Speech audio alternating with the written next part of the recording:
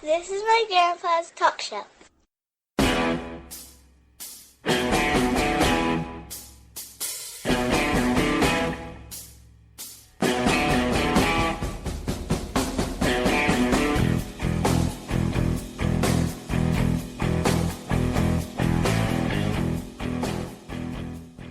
Hello and welcome to Nature Talk News, brought to you by James from the Sunshine State of Southwest Florida. Where there's nature, there's news. Alright, today we're going to talk about nature on the farm and throw in some different animals and different things and see what we can come up with. Like my story about Scooter. Scooter. Yeah, the pig I was telling you about. Oh yeah. They're not dumb animals. For anybody that thinks they are, think again.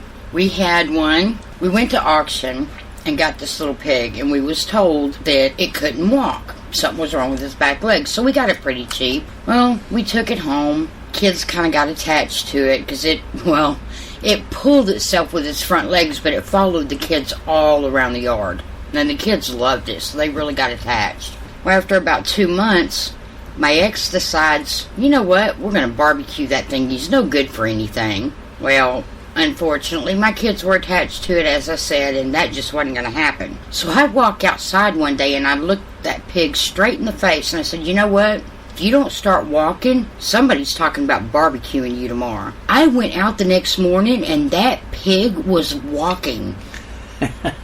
I could not believe it. I was shocked. I'm sitting here thinking, them animals are not stupid. He knew what barbecue meant. He learned it from somewhere, didn't he?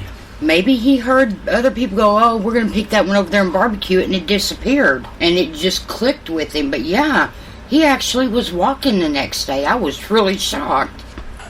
Yeah, I don't have a story to top that one. That was a good one. I was just really surprised. Well, how about that potbelly pig that my friend had? Yeah? Yeah. He lived out in the country, but it wasn't no farm, but it was an old farmhouse. And he bought a potbelly pig. They raised it to where that thing looked like a big old sow that was ready for it. Wow. Well, I mean, it was huge. And, you know, these old farmhouses had this back porch, you know, it was like most of them was screened in. Mm-hmm. And had a screen door on the back. And when this guy was out in the barn working, this pig learned how to open up that door. Well, went into the house one day and walked into the front room, and there's this pig laying up on the couch. The TV was on, and he was just laying up on that couch like he was on the house. Making himself at home. Yeah, and like they never got him out. Yeah, they're not dumb. You can't pick him up and carry him. No. He probably weighed 350. Wow. Yeah, and it was a large potbelly pig, but... You remember that story where that woman had a potbelly pig? I can't remember what state she lived in, but she come home from work one day and she pulled up in her garage, and when she got out, there was some guy in there, like a burglar. I don't know what he was going to do to her, but I guess she started screaming or something, and she had that potbelly pig. It came out there, and he chased that guy out of there. Wow. Started nipping at his ankles and stuff, and the guy took off, left. Who needs a dog, huh? But here's the thing, the woman got fined for it because she had this potbelly pig within the city limits and saved her life, but she had to get rid of it. Oh, that's not right. I know it. Wow. Yeah, that was a bad story. It come out good, but it was a bad story at the end. Yeah, that's just not right at all. No. Well, there's a lot of laws like that, though. You can't have this, you can't have that. Can't have chickens in the city limits. Things like that. I know some people that they had some chickens in their house. Okay. Yeah, they had these big bird cages. They had about 4 of them, and they had a hen in each one of them, so they get their eggs from these hens. Oh, gee. Yeah. Nothing like free, fresh eggs every morning. Oh, no, we had chickens when I was younger, and they were nice, fresh, good eggs. That's back in the old chicken house. Mm-hmm. What they call those, where they sleep at, roost? Yeah. Yeah, and go in there at night, and that whole roost would be just lined up with chickens. Mm-hmm. And I never could get eggs out from underneath a hen. My mom did, she'd go out there and just stick her hand underneath that hen and get the eggs. If I go out there, they just start pecking on me big time. I think I've stuck my hand under a couple of them hens a couple times, but I preferred them to be away from it. Yeah. Then we had a calf. Uh-oh. Yeah, we had a calf. Well, the guy come out there, he was a artificial inseminator. Oh, boy. And I get to watch that. You know, I was like 10, maybe 12. I got to watch that, and I'm not going to go into any of them details. But no. But anyway, the cow had a calf, okay? And it was a bull. I don't know what they call them, but steer. Oh, no, steers after they've been... How about just say a male? A male. It was a male. And we was going to make it a steer. So the guy, one of our friends, he came over, and he told me, it's a small barn. The area is probably about the size of the living room. And he come over, and he says, I'll tell you what, I got everything we need to fix that cow, or calf. He said, you grab him and hold him down. I said, okay. I didn't have any idea how much power these little calves had with them. Mm-hmm. And I grabbed that calf around the neck, and he took off running. I hung on to him, and I finally got him to where I could get him down on the ground. And you know, the pen was just filthy, and I was filthy. And this guy was just laughing and laughing. He couldn't do anything but laugh about it, because that calf drugged me through all that. The joys of being young and farming.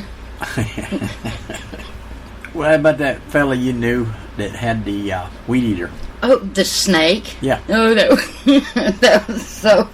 He learned his lesson about trying to hurt a snake, didn't he? Uh-huh. Okay, our snakes have nothing to do with farming, but it is funny. I'm watching this guy out with a weed eater. He sees a snake climbing up a tree, and he decides he's going to take the weed eater after the snake. Okay, so he does, and what happens? It throws the snake around his legs, and he is screaming and jumping up and down in this high-pitched squeal, and all I can do is sit there and laugh. To watch him scream and jump up and down, and he looks over at me and says, it's not funny, and I looked at him and said, when you do something that dumb, that is funny. Kind of like, to get back at him. Karma coming at him there. It wouldn't have been so funny if it would have been a poisonous snake, but it wasn't. Oh, it was funny to watch. We had a pretty good sized garden, a couple gardens, and one of them we planted all potatoes in. Well, when you plant potatoes, you don't really keep the grass cut around it or anything. It's just growed up, and potatoes grow up and everything. And you go out there with the little pitchfork shovel, and dig them up. We was all out there. My brother, he was like 8 years older than me, and he wasn't much, about 11, I guess, maybe 11 or 12 years old. And they was all out there in the potato patch, and he just started screaming, he's a snake, and he grabbing his pant leg, a snake. Snake ran up my pant leg. Oh no. Yeah, my dad went over there and unzipped his pants and took them, I just pulled them off of him, and his little field mouse took off running. Oh, that wasn't no better. Wow. But yeah, it's weird how different animals like that, you're scared of them, but they don't bother you, some of them, Yeah. Because it wasn't a snake. Oh, thank goodness for that. But then again, like I said, a field mouse, not much better. Let's see, I could tell you another good story about a guy. I guess I was probably about 24, and we had all kinds of cows. And one of them kept getting out. Every day this thing would get out.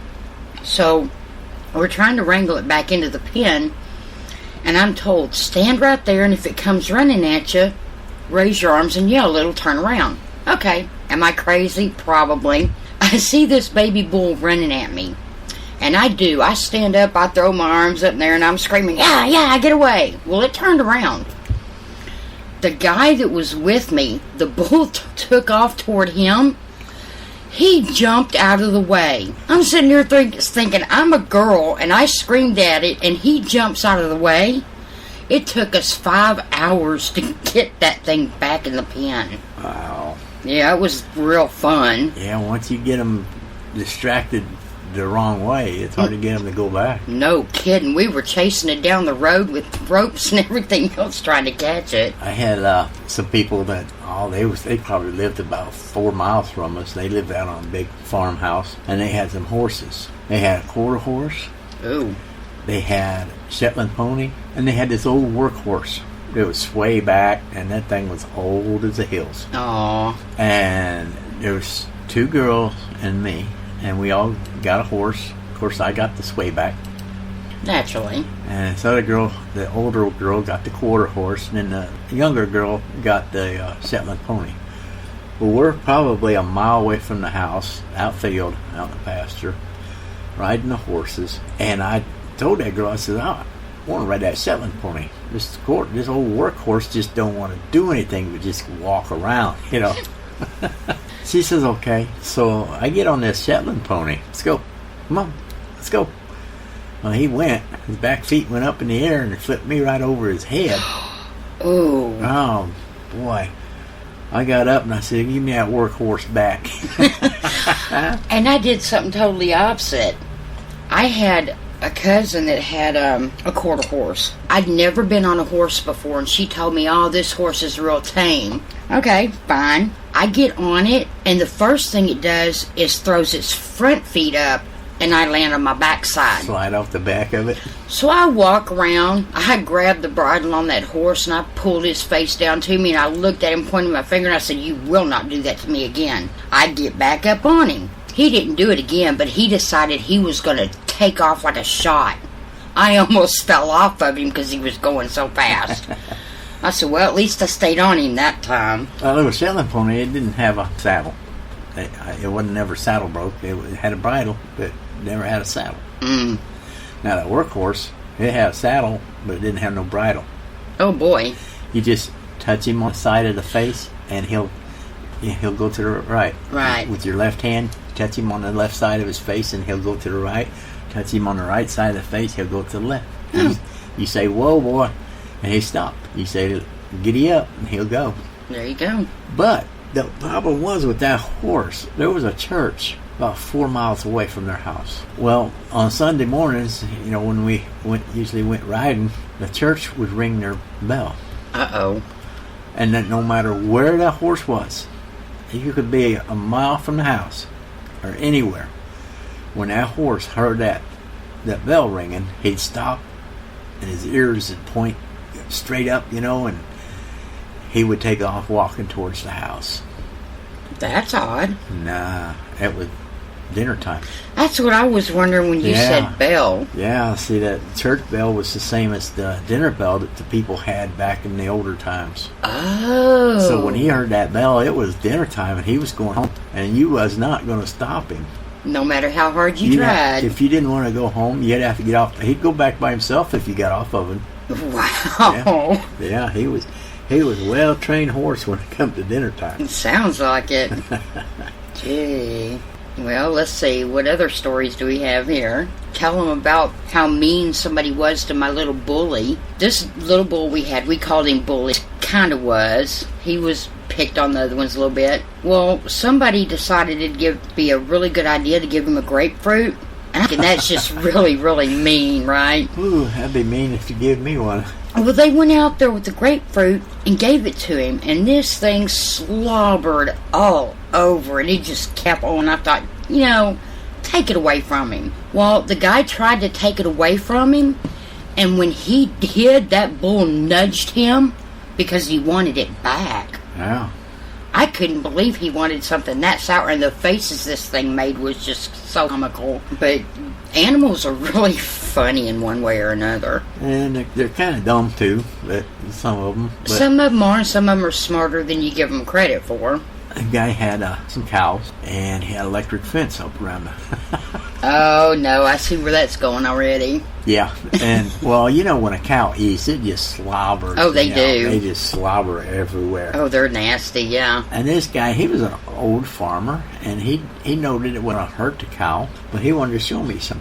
Oh, this is mean.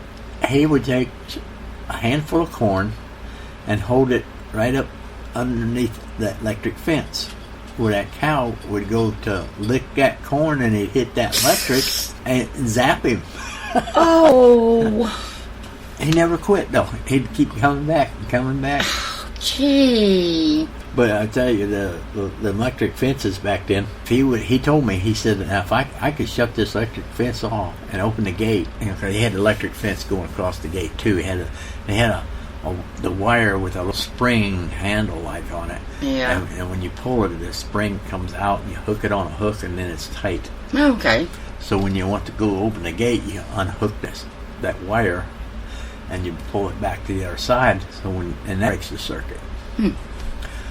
And so he told me, he said, I can open that gate up, take that fence down, open the gate, and that cow will walk right up to the gate and stop.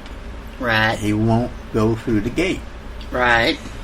That's like some dogs do. You put a dog on a chain. I wouldn't suggest doing that, but No. out in the yard.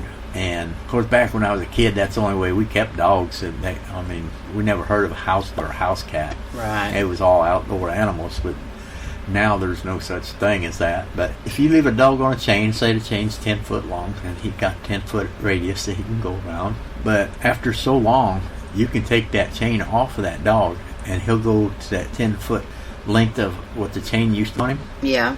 And they won't go no farther. Yeah. It's like they know that if they go any farther, it's going to pull on the neck, and they just stop right there. Which is good, because it'd keep a lot of them from being hit. But like you said, you don't really want to keep them on a chain, because I've seen people keep animals on a chain, and they might go out and feed them once a day, if they're lucky. But to have something sit out there in the heat like that all day long, not be able to go anywhere, be chained up, that's just not right. We always had ours around a tree where there was plenty of shade and had water. Yeah. Yeah, they're not the outdoor animal anymore. Not like they used to be. But you got to think about it. And people don't realize animals have feelings like people do. If you're put out on a chain and you're not able to get off of it, wouldn't you get depressed? Oh yeah. These All animals they can do. do is lay there, and Yeah. they can't run. They can't. They get no energy. They get depressed. They wrap around the tree and where the chain's only a foot long, Yeah. and they don't know how to go back around it. No, a lot of them don't. They don't think about it. If you're going to have a dog, have a fenced-in yard, or at least a fence that it can play in, rather than keeping it on that chain. Oh, this one place I seen it. Every time I drive home, it was off up in Ohio. But this people had like a Great Dane. Oh, I love those. And they had a fence, just a regular fence in their yard. It was 3 foot tall or whatever it is, 4 foot tall. And this dog stood 4 foot tall on 4 legs. Yeah. And he could step over that fence, but he didn't. He sometimes would get up on it and lay his paws up on top of it like a wooden fence. Yeah. And he'd hang his paws over that fence on his back, stand on his back feet, and just watch traffic go by and people. You could walk down the sidewalk and he'd just look at you. He wouldn't bark at you or anything. They're good dogs. They Yeah. really are. But there's only one person I knew of when I was a kid that had any kind of indoor animal. That lady had 2 Siamese cats. Oh. Of course, back then they didn't declaw them like they do today for indoors. And this woman had a couch that was just shredded. Oh, yeah. The back of that couch was just shredded. You could see the wood inside of it and everything. And that's the only thing them cats would scratch on. Yeah.